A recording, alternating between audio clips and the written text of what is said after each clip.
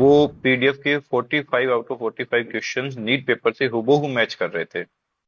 तो फिर हमने बायोलॉजी की भी पीडीएफ को अपने साथी शिक्षक से टैली करवाई, तो पता चला कि बायोलॉजी के भी 90 आउट ऑफ 90 क्वेश्चंस उस पीडीएफ में अवेलेबल हैं। मतलब 180 आउट ऑफ 135 क्वेश्चन आ गए थे, है ना। फिजिक्स का हमने मतलब हमारे पास कोई पीडीएफ या कुछ ऐसा आया नहीं है, तो उसके लिए हम कुछ भी कमेंट नहीं कर सकते हैं।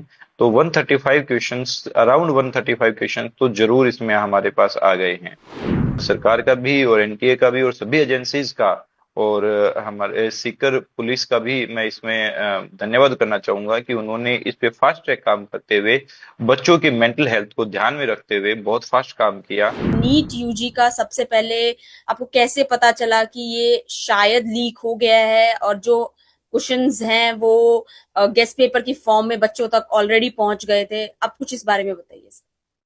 मैम इसमें मतलब जब जब 3 तारीख को मैं पेपर एनालिसिस करने के बाद में, क्योंकि 3 तारीख को 5 बजे पेपर खत्म हो गया था बच्चों का, और बच्चों से पेपर एनालिसिस करने के बाद में बच्चों के डाउट सोल्व करने के बाद में जब मैं अपने किसी परिचित से मिला, तो उन्होंने मुझे एक पीडीएफ दिखाई। उस पीडीएफ के अंदर केमिस्ट्री के कुछ क्वेश्चंस थे। जब मैंने उन क्वेश्चंस का मैच नीट पेपर से किया तो होश उड़ाने वाले मतलब हालात थे, क्योंकि वो पीडीएफ के 45 out of 45 questions NEET paper से हूबहू मैच कर रहे थे। तो फिर हमने बायोलॉजी की भी पीडीएफ को अपने साथी शिक्षक से टैली करवाई, तो पता चला कि बायोलॉजी के भी 90 आउट ऑफ 90 क्वेश्चंस उस पीडीएफ में अवेलेबल हैं। हालांकि पीडीएफ, दोनों ही पीडीएफ में काफी ज्यादा क्वेश्चंस थे, तो अपन उसे गेस्ट पेपर मान सकते हैं।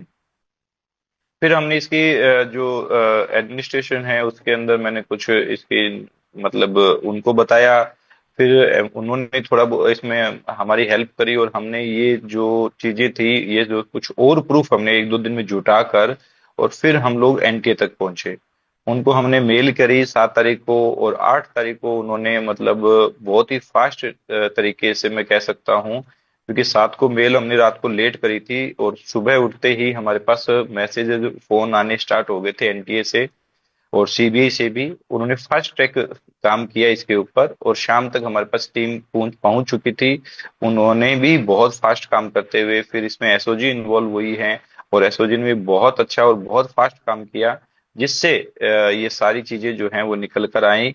और मतलब देश में पहली बार ऐसा हुआ होगा कि कोई पेपर 3 दिन पहले उसकी इन्वेस्टिगेशन स्टार्ट होती है, और चौथे दिन उसको लीक्ड मानकर और री नीट अनाउंस कर दी जाती है।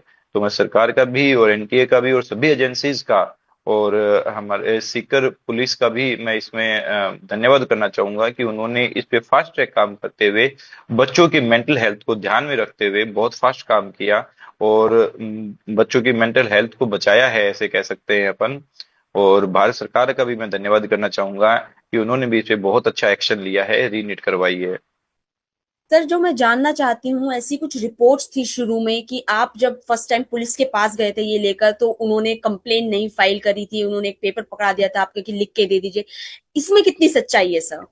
नहीं मैम, वो ऐसा था कि हम रात को काफी लेट गए थे उनके पास, और पूरा मैटर समझाने में भी हमें टाइम लग रहा था, उनको भी समझने में टाइम लग रहा था। तो हमने मिलकर ये डिसाइड किया, उन्होंने कोई पेपर नहीं पकड़ाया था, हमने मिलकर डिसाइड किया था कि हम लोग इसकी सुबह जो है वो आगे की कार्रवाई सुबह स्टार्ट करेंगे, क्योंकि उस दिन मौसम भयंकर खराब हो रखा था, और घर से भी काफी फोन कॉल्स वगैरह आ रहे थे हमारे पास कि आप मतलब लेट हो चुके हैं। हम तो हमने सबने क्योंकि प्रोसेस में टाइम लग रहा था इसमें, और इसलिए हमने अगले दिन आने का विचार किया। फिर अगले दिन हमने कुछ इसमें सबूत वगैरह और जुटाए, और फिर हम एसपी सर से मिले, उन्होंने हमें गाइडेंस दी, और गाइड करते हुए उन्होंने हमें एनटीए तक कैसा पहुंचा जाए कैसे नहीं पहुंचा जाए उसके बारे में बताया, और फिर हम एनटीए तक पहुंच गए। तभी ये मैटर इतना बड़ा मतलब बना है, वरना ऐसा मैटर इतना बड़ा बनना बहुत मुश्किल होता है। और एनटीए ने भी बहुत सजगता से इसमें काम किया है, तभी हमारे जो बच्चों की मेहनत है वो खराब नहीं जाएगी, मैं ऐसा मानता हूँ। सर, मैं आपसे ये जानना चाहती हूँ कि आपको क्या लगता है कि सिर्फ कुछ क्वेश्चंस बाहर आए थे या पूरा पेपर ही बाहर आ गया था? आपने बोला केमिस्ट्री का सारे क्वेश्चन मैच कर जैसा रहे थे मैथ के जैसा पेपर। अपने को पता चल रहा है कि मतलब 180 आउट ऑफ 135 क्वेश्चन आ गए थे, है ना। फिजिक्स का हमने मतलब हमारे पास कोई पीडीएफ या कुछ ऐसा आया नहीं है, तो उसके लिए हम कुछ भी कमेंट नहीं कर सकते हैं। तो 135 क्वेश्चंस, अराउंड 135 क्वेश्चन तो जरूर इसमें हमारे पास आ गए हैं। तो जिस तरह की मॉडस अप्रेंडी यूज हुई है कि टीचर्स इन्वॉल्व थे, ट्रांसलेट जो कर रहे थे क्वेश्चंस को, एनटीए में जो टीचर्स थे जो पेपर डिजाइनिंग में इन्वॉल्व थे वो सब भी इन्वॉल्व थे, उसको किस तरीके से देखते हैं कि टीचर्स का इन्वॉल्वमेंट इस एग्जाम में, और फिर पूरा एक नेक्सस क्रिएट किया गया कि क्वेश्चंस प्रोवाइड करे गए बच्चों को इतने लाखों लाखों रुपए में, किस तरीके से देखते हैं सर? मैम ऐसा है कि हाँ, मतलब एज ए टीचर होने के नाते मैं मतलब एक्सपेक्ट नहीं कर सकता था, कभी ये नहीं सोच सकता था कि एक टीचर ऐसा करेगा, है ना। लेकिन कुछ टीचर्स की वजह से पूरे शिक्षक समाज जो है वो बदनाम होता है। तो मैं सभी शिक्षक साथियों से ये निवेदन करना चाहूंगा, ये आग्रह करना चाहूंगा कि भविष्य में ऐसी चीजें नहीं हो। हम जिन बच्चों को मेहनत करने की राय देते हैं, उन बच्चों की मेहनत जाया जाती है, उन बच्चों की जो रात की नींदें हैं जो वो सेक्रीफाइस करते हैं, वो सेक्रीफाइसेस जो हैं वो जाया जाते हैं। तो हम एक एज ए शिक्षक जो हैं वो हमारे भारत देश को एक अच्छे डॉक्टर देने या फिर अच्छे विद्यार्थी देने का दावा करते हैं। और आगे से ऐसी चीजें नहीं हो, मैं इसकी कामना करता हूँ।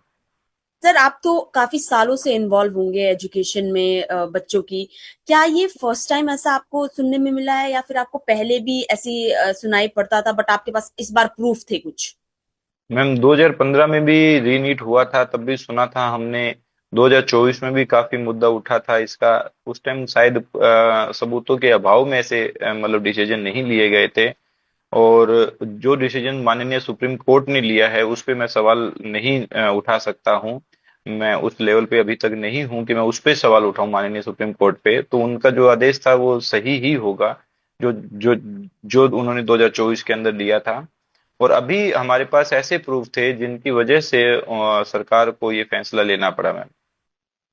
सर आपके अंदर ये स्ट्रेंथ कहाँ से आई कि मैं जाता हूँ बाहर, शायद डर भी लगता है इंसान को कि अगर मैं ऐसे बोलूंगा कुछ मेरे साथ ना हो जाए, तो आपको किस चीज ने पुश किया कि नहीं मुझे बाहर जाना चाहिए और ये मैम बात बतानी मुझे चाहिए? हम दिन रात बच्चों को पढ़ाते हैं, 12 साल हो गए मुझे पढ़ाते हुए। उन बच्चों की मेहनत जो देखकर, उन बच्चों की जो सेक्रीफाइसेस जो हैं उसको देखकर मुझे मोटिवेशन मिला कि मतलब ये काम करना चाहिए, वरना बच्चे मेहनत नहीं करेंगे। हम बच्चे को क्या शिक्षा देंगे कि बच्चों मेहनत करो मेहनत करो, फिर बच्चे क्यों मेहनत करेंगे। तो उसकी इसीलिए ये मैंने जो है वो मतलब कदम उठाने पड़े मुझे। और जरूरत थी ऐसे कदमों की, ताकि उन बच्चों के भविष्य के साथ खिलवाड़ आगे से नहीं हो। सर जो रिपोर्ट्स आ रही हैं वो शिखर को लेकर भी, जो ये जगह है कि वहां पर पूरा नेक्सस है, बच्चों को पेपर प्रोवाइड किए जाते हैं, अगर ट्वेल्थ में भी कम मार्क्स आ रहे हैं तब भी हम देख रहे हैं नीट क्लियर हो जा रहा है। आपको लगता है कि प्रॉपर एक नेक्सस है ऐसी जगहों पर जहां ये सब पनप रहा है? किस तरीके से देखते हैं सर आप? नहीं मैम, जैसे कि आप सबको भी पता होगा, हम सब लोग मीडिया में देख रहे हैं कि इसमें सीकर का कोई इन्वॉल्वमेंट अभी तक साबित नहीं हुआ है। ऐसा नहीं है कि सीकर से कोई बड़ी गिरफ्तारी हुई है। तो सीकर का नाम तो सिर्फ बदनाम किया जा रहा है। सीकर में मुझे रहते हुए 3 साल से ज्यादा हो गए हैं। तो मैंने अभी तक ऐसा कभी अनुभव नहीं किया है कि सीकर ऐसे कोई काम मतलब सीकर में होते हैं। जबकि सीकर जरूर मेहनत पे जरूर विश्वास रखता है। सीकर के बच्चे जो हैं, जो ग्रामीण परिवेश के ज्यादातर आते हैं, वो बच्चे खुद मेहनत पे ज्यादा फोकस करते हैं, वो बच्चे खुद ज्यादा मेहनती होते हैं, इसीलिए रिजल्ट बनते हैं मैम। यहाँ के शिक्षक जो हैं वो मेहनती हैं, यहाँ के जो डायरेक्टर हैं वो मेहनती हैं, यहाँ का जो पूरा सिस्टम जो है वो मैं यूं कह सकता हूँ पूरा सिस्टम मेहनती है। इसीलिए ये रिजल्ट प्रोड्यूस होते हैं, ना कि किसी धांधली की वजह से।